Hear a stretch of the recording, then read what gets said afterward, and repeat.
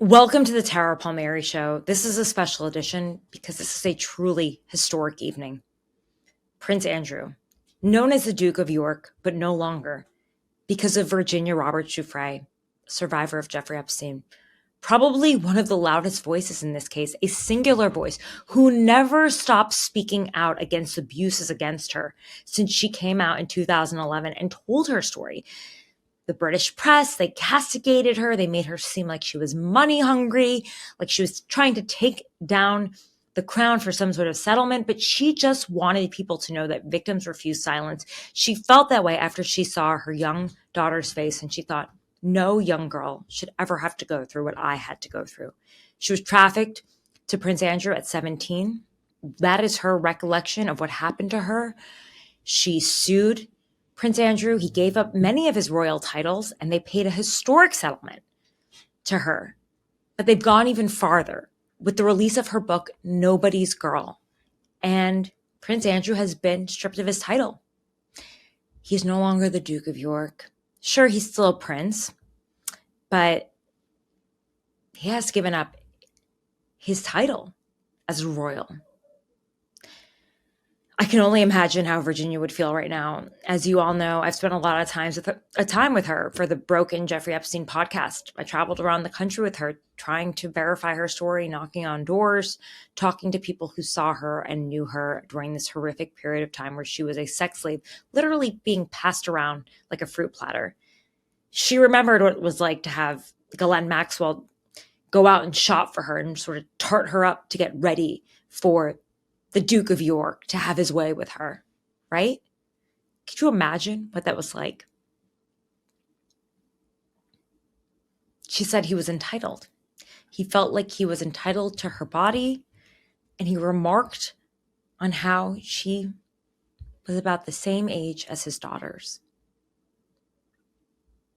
I can only imagine the vindication, how great she must feel right now. I knew her book would be explosive. I knew her book would cause waves. It hasn't even hit bookshelves yet, and it's already happening. And I'm proud of her. I'm proud of her for speaking out.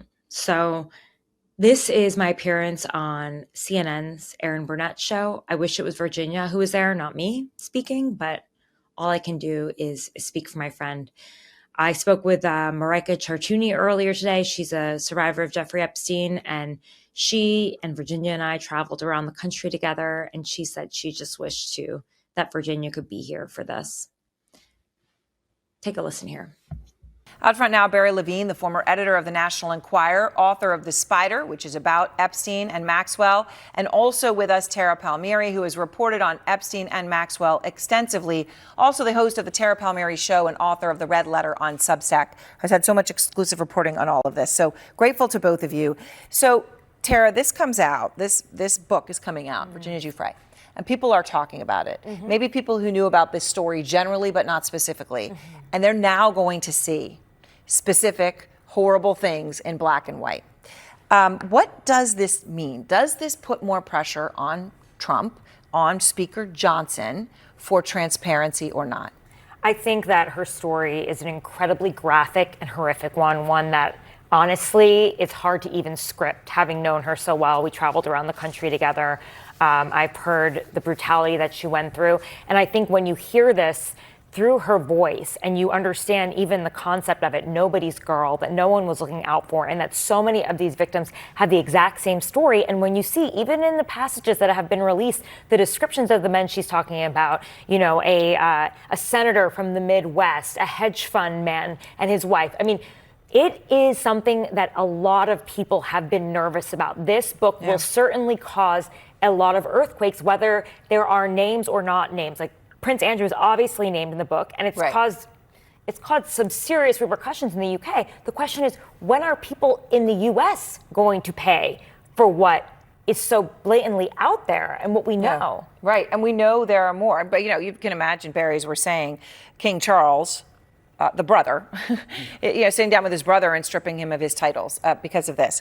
So it was the Republican Congressman Thomas Massie, and I just quoted him a moment ago, but he came out about the Epstein files, talking about who was in them, right, in the United States, who else is there that now there may be more pressure on. Here's what Congressman Massie said.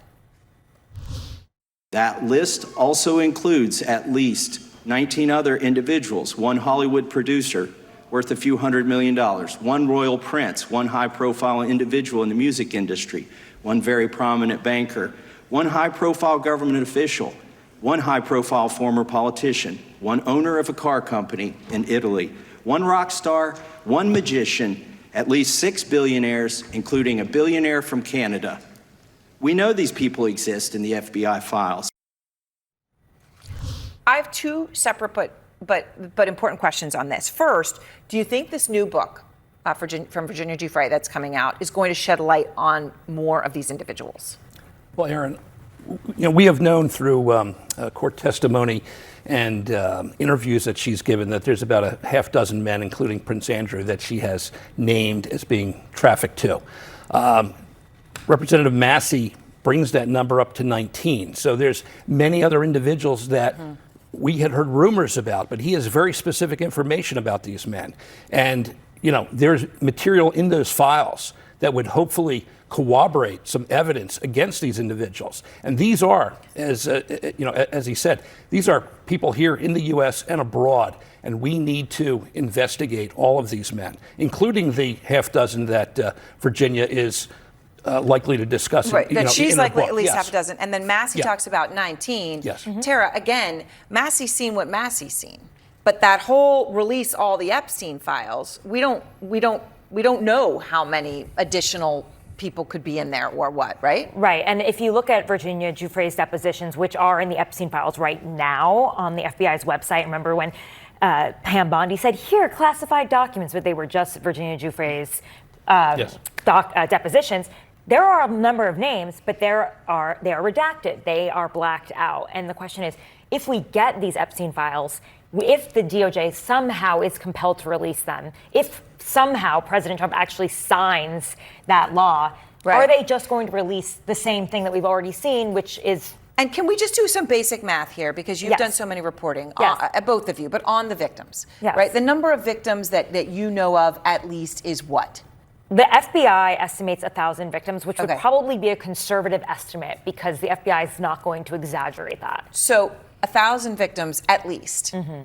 That's not all probably, Barry, probably going to be 6 to 19 men, right? No, there's no question that there are probably dozens of men who took part in the sex trafficking, not to mention individuals like the enablers who put girls on planes to the Virgin Islands to be abused. There are individuals that are out there, that are still out there, that can be corroborated, and that's what we really need to do.